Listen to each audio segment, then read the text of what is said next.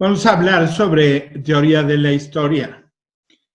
Miren ustedes, yo creo que compartirán ustedes conmigo la idea y el gusto por el estudio de la historia. Estudiar historia es fascinante. Esto se sabe perfectamente bien desde Heródoto y hoy en día, pues yo creo que no hay una sola persona a quien no le interese acercarse a la historia. Y bueno, acercarse a la historia tiene muchas maneras, pero para acercarse al estudio de la historia de una manera científica, es decir, no como un historiador amateur, es necesario, mis queridos compañeros, contar con el apoyo y la guía de una teoría de la historia. Voy a tratar de explicarles por qué. Miren, la teoría de la historia es un sistema de hipótesis que han sido verificadas y que son complejas. No es una conjetura y no es una hipótesis simple. En realidad, cuando hablamos de una teoría de la historia, estamos hablando de un modelo abstracto que tiene validez universal y que es formal. Es decir, que es una teoría que se puede aplicar sin contenidos a cualquier contenido de cualquier época que ustedes puedan elegir para la comprensión de la historia. Ha sido un problema a lo largo del tiempo hacer una teoría de la historia sólida, consistente, porque el estudio de la historia se ha antropomorfizado, por decirlo así. Es decir, el estudio de la historia da la impresión superficial, banal, de que puede tratarse de un estudio simple, de un estudio sencillo, al cual se puede acercar cualquier persona que tenga interés en algún asunto del pasado. Yo en este momento quisiera adelantarles una definición que espero que no les parezca una definición muy audaz. Y la quiero adelantar para poder hacer una exposición que tenga un sentido. Miren, para mí, la historia es el estudio del presente, configurado a través de los acontecimientos del pasado. Cuando a mí alguien me dice que la historia es el estudio del pasado, es algo que yo no puedo admitir. Y en esto, desde luego, me apoyaría, por ejemplo, en las tesis de Brodel. Yo creo que la historia tiene sentido, es precisamente porque nos da acceso a la comprensión del presente. Lo que realmente importa, desde mi punto de vista, del estudio del pasado es que nos explique el presente. Y esto, desde luego, abarca una gama muy amplia de acontecimientos, de épocas, de datos complejo, que es muy difícil, yo no diría difícil, yo diría es imposible interpretar correctamente cuando no se cuenta con una teoría de la historia. Miren, esto que estoy diciendo, que parece una verdad de perogrullo, en realidad es un error muy común en el que incurrimos los que estudiamos historia.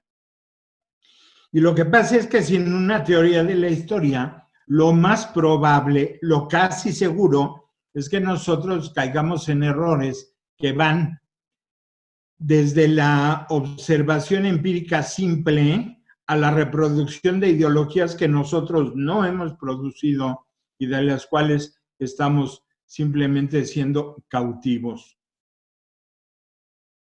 Yo les voy a decir, por ejemplo, recordando la astronomía tolemaica, que millones de seres humanos que nos precedieron en el planeta hasta antes de Copérnico vieron y constataron que el Sol se movía.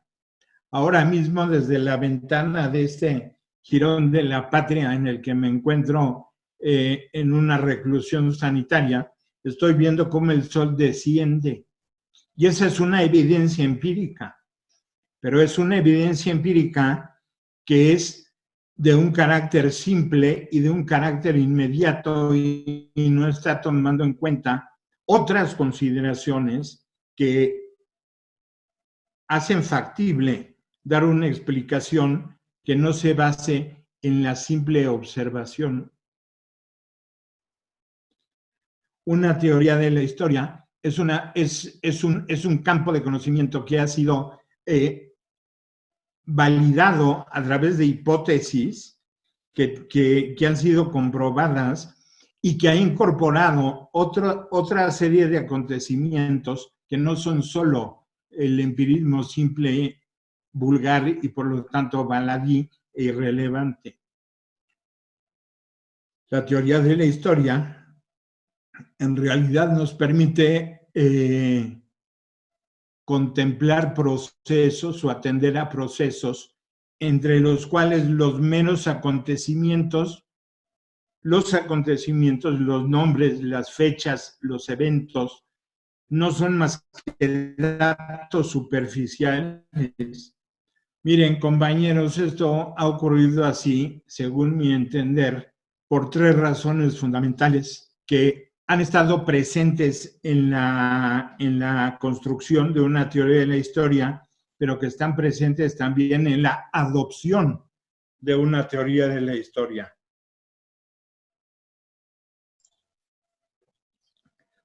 El primero de ellos se refiere a que hay una tendencia a sobrevalorar la capacidad humana y la presencia de los seres humanos en el planeta. Es muy fácil y muy común escuchar la afirmación, y a veces nosotros mismos lo hemos repetido, en el sentido de que la historia la hacemos los seres humanos. Yo quiero decirles que esa afirmación es falsa. La historia no la hacemos los seres humanos. La historia es un proceso en el cual estamos inmersos los seres humanos, pero no somos los protagonistas de la historia en el sentido de conducir la historia de acuerdo a nuestra capacidad o a nuestra voluntad. Esto, yo creo que esto tiene mucho que ver con, bueno, un poco lo que Aristóteles llamaba el zoon politikon, ¿no? La sobrevaloración de los seres humanos y de su función en este planeta.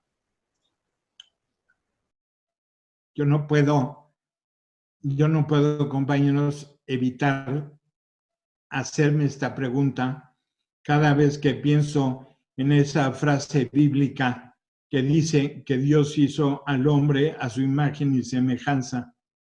Y yo me pregunto, ¿y entonces por qué nos pareceremos tanto a un chimpancé? Es decir, los seres humanos hemos tenido una sobrevaloración de nuestra propia capacidad y a lo que hemos incurrido es a una especie de antropomorfización de la historia. Hace unos días vi una película magnífica que me gustó mucho, que se llama La Caída, sobre los últimos días de Adolf Hitler en el búnker en Berlín. Miren, cualquiera puede pensar que la personalidad de Hitler constituye la explicación a la Segunda Guerra Mundial. Pero esa consideración, además de ser absolutamente superficial, absolutamente banal y absolutamente pueril y falsa, por supuesto, tiene una segunda consecuencia que a mí me interesa muchísimo y que tiene que ver con el uso de la teoría de la historia. Esa segunda consecuencia se refiere al hecho de que al localizar a Hitler como el responsable de la Segunda Guerra Mundial, como la causa fundamental de la Segunda Guerra Mundial, simplemente estamos tendiendo una cortina de humo y obstaculizando la visión de relaciones de fuerza internacionales que tienen que ver con la pugna del capital y con la lucha por el dominio de los mercados que establecieron desde principios del siglo XX Inglaterra y Alemania, y que se trata de una pugna imperialista, de una pugna en donde, siendo factor determinante, manejan esas fuerzas, no esas personas, manejan a los actores que participan en esto. Entonces, se trata de explicaciones que pueden ser aceptables o pueden ser comprensivas para un amateur de la historia, para un aficionado, pero me parece que definitivamente para alguien que se dedica, no quiero decir profesionalmente porque no es un asunto de profesionalización, alguien que se dedica al estudio de la historia serio, con un interés de hacer un estudio de la historia científico, no puede admitir ese tipo de observaciones empíricas simples, superficiales, porque aparte de que la explicación es falsa, reproduce de forma acrítica ideologías que subyacen a la construcción simbólica del ejercicio del poder. Yo recuerdo que en varias ocasiones cuando estábamos en la facultad, yo les decía que la historia en realidad es la historia del poder. Porque cuando nosotros banalizamos la teoría de la historia y sobrevaloramos la participación de los seres humanos en ella, podemos pensar en que hay voluntades, hay ideas, hay principios, hay determinaciones morales, etcétera, etcétera, etcétera, que me parece que en una revisión crítica, apoyados en una teoría de la historia sólida, pues simplemente no se sostienen. No se sostienen. La voluntad de los seres humanos, pensar que la historia la hacemos los seres humanos o algunos seres humanos, lo cual es peor. Napoleón, aquí en Huichapan hay una escultura monumental dedicada al padre de la patria. A mí me recuerda más a Ricky Martin, pero bueno, al cura Hidalgo, pensar que el cura Hidalgo es la razón de nuestro proceso de independencia, pues piensen ustedes que nos coloca en un punto en donde ni entendemos que todavía no hay independencia, ni entendemos cómo pudo haber hecho la independencia una persona a la que le cortaron la cabeza 11 años antes de firmarse la independencia, etcétera, ¿no? Es decir, es necesario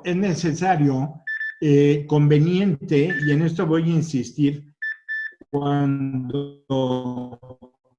si logro librarme de esta pandemia, cuando volvamos a vernos en persona, voy a insistir en esto porque yo quiero hacerles una propuesta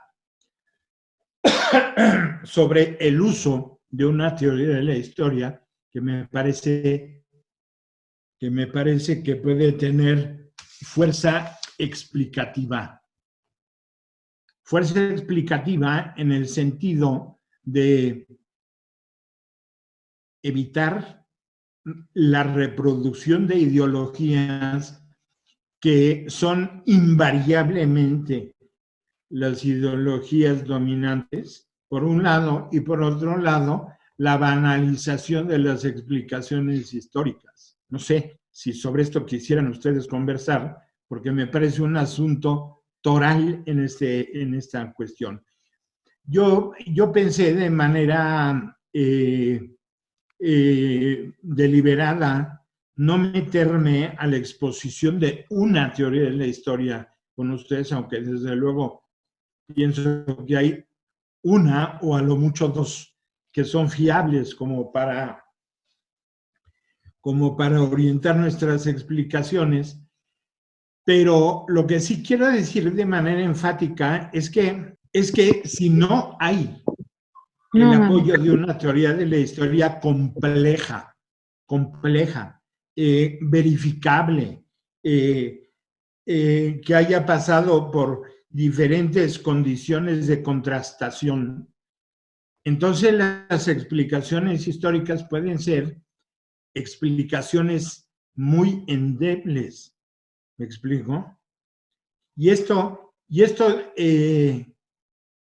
desde luego lo digo sin ánimo vaya, no es una cosa personal, ¿no? No es una cosa personal. Es una cuestión en la cual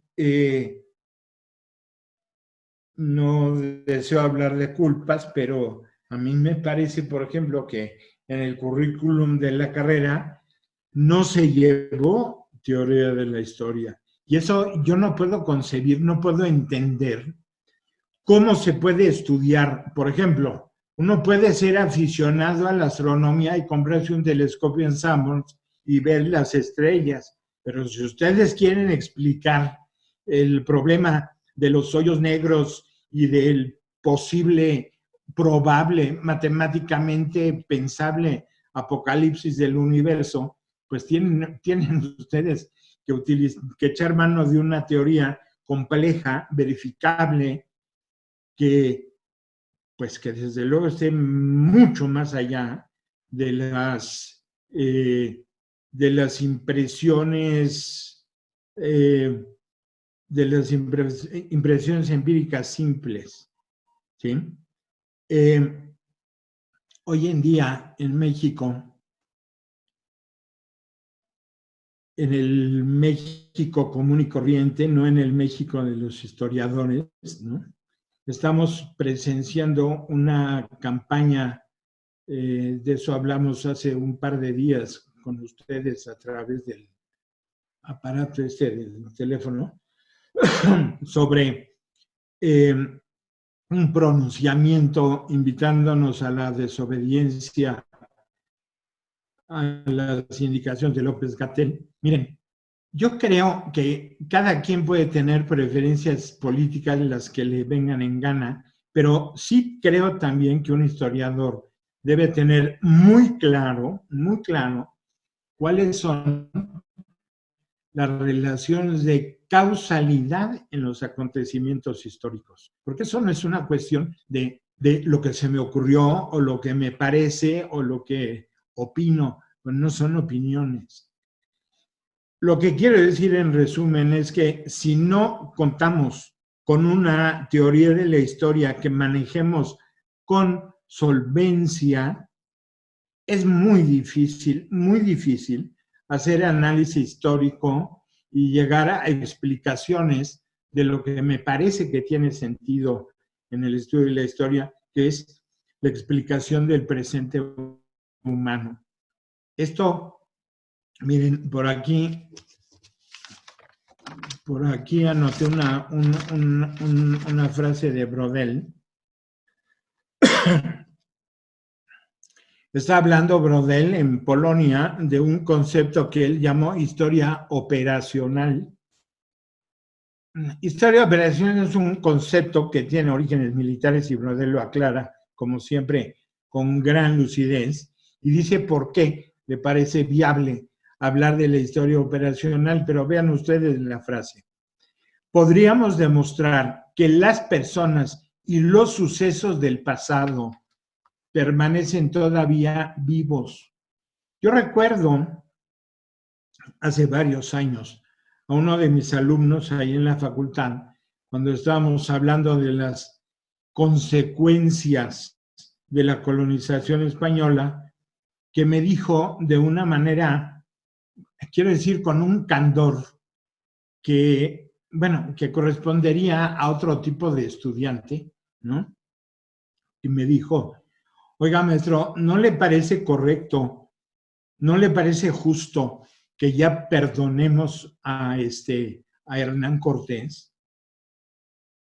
Yo cuando escuché eso me quedé helado. O sea, Hernán Cortés no tiene ninguna importancia. Eso se los puse hace unos días en el chat del teléfono, porque podría haber sido Hernán Cortés o podría haber sido Cepillín, porque el problema no es la persona, ni el problema es cómo se concatenó un proceso en donde hay causas y efectos que rebasan por completo la voluntad de las personas, ¿no?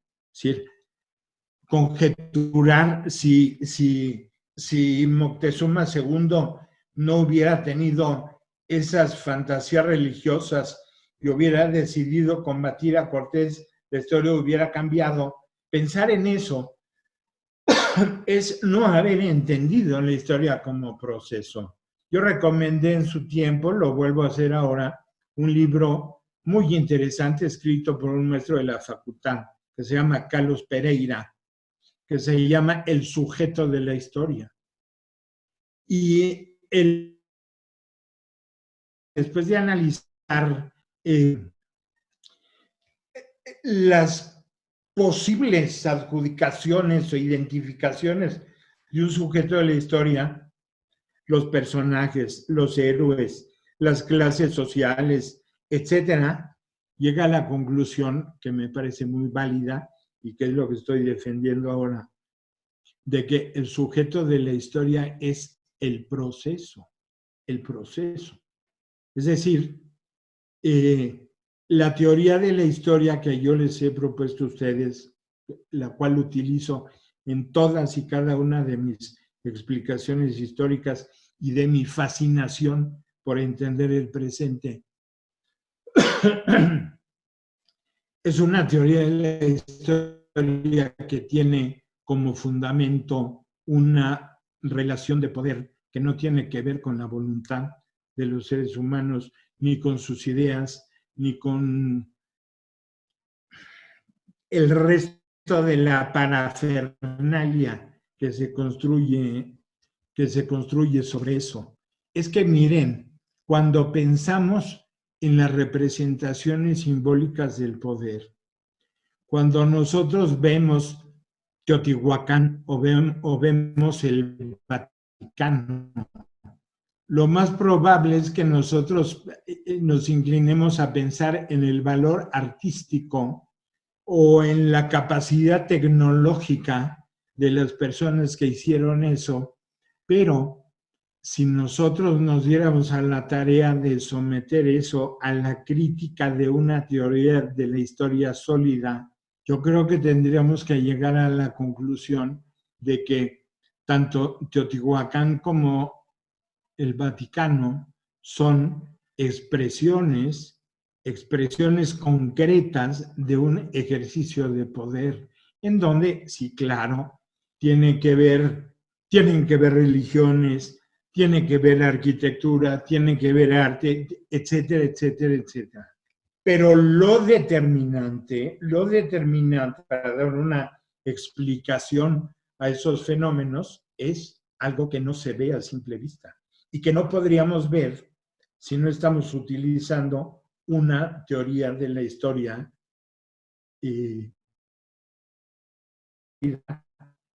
verificable, solvente, convincente y que a nosotros nos ayude a ordenar los asuntos que estudiamos en historia.